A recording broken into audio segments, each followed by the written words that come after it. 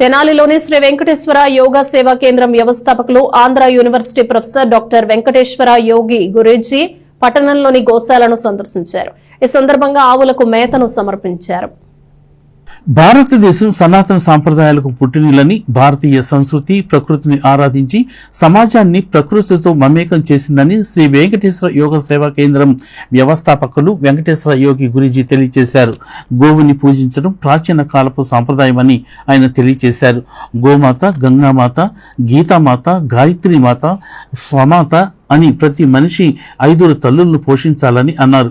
గోమాతని ఆరాధించడం, సంరక్షించడం మానవ జాతికి మేలు చేస్తుందని ఆయన చెప్పారు. ఈ సందర్భంగా బురిపాలెం రోడ్లోని గోశాలను ఆయన సందర్శించారు. శ్రీ వెంకటేశ్వర యోగా సేవా కేంద్రం తెనాలి ప్రాంత పర్యవేక్షకులు ముద్దభక్తుని రమణయ్య మనవడి ప్రథమ జన్మదినాన్ని పురస్కరించుకుని తెనాలి పట్టణంలో పలు సేవా కార్యక్రమాలను నిర్వహించారు. ఈ సేవా కార్యక్రమంలో డాక్టర్ వెంకటేశ్వర యోగి గురూజీ కూడా పాల్గొన్నారు. చిన్నారిని ఆశీర్వదించారు. కార్యక్రమంలో ముద్దభక్తుని రమణయ్య దంపతులు తదితరులు పాల్గొన్నారు.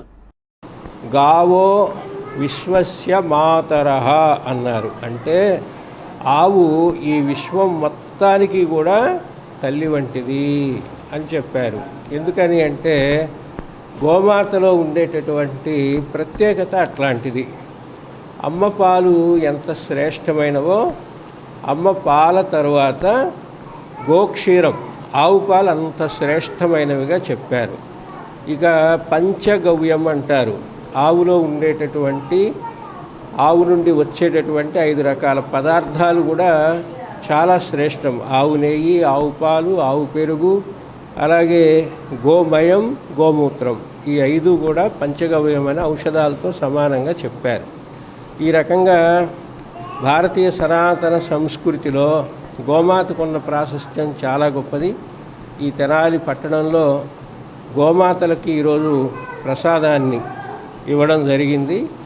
సందర్భం మా శ్రీ వెంకటేశ్వర యోగ సేవా కేంద్రం కన్వీనర్ గారైన ముద్దాభక్తుని రమణయ్య గారి మనవడు నాగకౌశిక్ యొక్క ప్రథమ జన్మదినోత్సవాన్ని పురస్కరించుకొని ఓం శ్రీ గురుభ్యో నమః.